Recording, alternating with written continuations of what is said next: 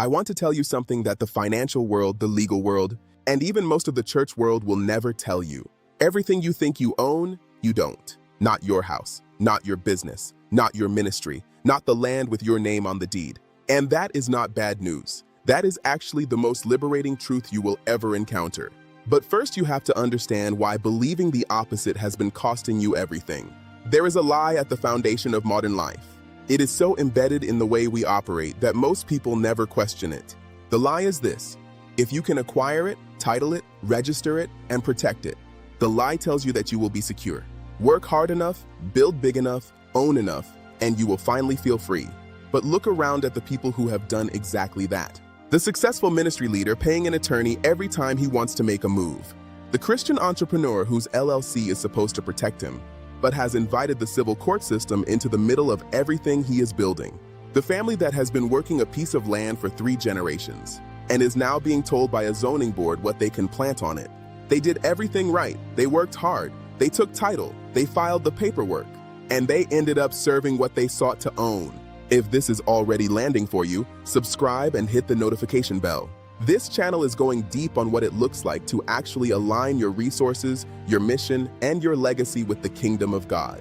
Every video in this series builds on the last. You will want to stay close. Jesus made a statement in Matthew chapter 6 that most people read as a warning about greed. No one can serve 2 masters. Either you will hate the one and love the other, or you will be devoted to the one and despise the other. You cannot serve both God and money. But he was not just talking about greed. He was making a jurisdictional declaration. The word translated money in that verse is mammon. Mammon does not just mean cash. It refers to the entire system of wealth, debt, and possession that operates in opposition to God's economy. To serve mammon is to submit to its jurisdiction, to accept its rules and its structures as the operating system for your life. When you hold a title, when you file as an LLC, when you register your ministry as a 501c3, you are not just doing paperwork. You are entering into a jurisdictional agreement. You are accepting the state's framework as the governing authority over what God already commissioned you to steward. Your business decisions get shaped by liability protection instead of mission fulfillment. Your estate planning gets shaped by tax avoidance instead of generational blessing. Your ministry strategy gets limited by what is deductible instead of what is righteous. The master of ownership demands constant tribute, in the form of worry, in the form of complex legal structures, in the form of compromised values. Christ was not making a financial suggestion. He was describing a spiritual reality with legal consequences. You cannot hold the title of owner under Babylon's law and simultaneously hold the commission of steward under God's. The paperwork of your life will betray which master you are actually serving. You want to know if a tree is healthy? Look at the fruit. So let's look honestly at what the ownership system produces, not in theory, in practice, in real lives, in real operations. The first fruit is debt. Ownership is rarely outright. It is almost always financed.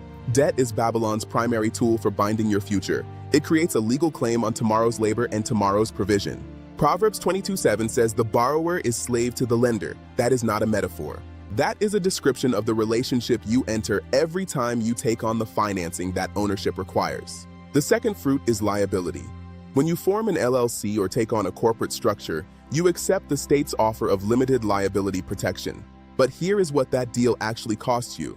The same structure that promises protection invites the civil court system to be the final arbiter of your mission. Your shield becomes the doorway. Your protection becomes a public forum where secular standards judge kingdom work. The third fruit is taxation. The power to tax is the power to destroy. It flows directly from the premise of ownership. When you claim title, you acknowledge the state's ultimate authority to assess, value, and extract a portion of what you call yours. You are in essence leasing your assets from the government, with regular payments due. Failure to pay invalidates your claim. Your ownership is conditional, subject to revocation, at any time. And the fourth fruit is the one that damages people most deeply: fear. Fear of lawsuits, fear of audits, fear of market shifts destroying what took decades to build.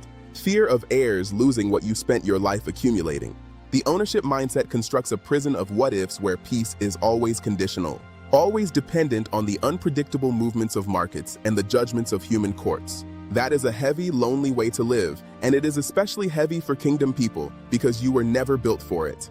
That low-grade anxiety you feel around your finances and your structure, that is not a lack of faith. That is the friction of operating inside a system that was never designed for the calling you carry. Ownership binds, stewardship sets free. That is divine law. But how do we actually get out of this system? Click the video on your screen right now to watch part 2, The Family Farm and the Genesis Alternative.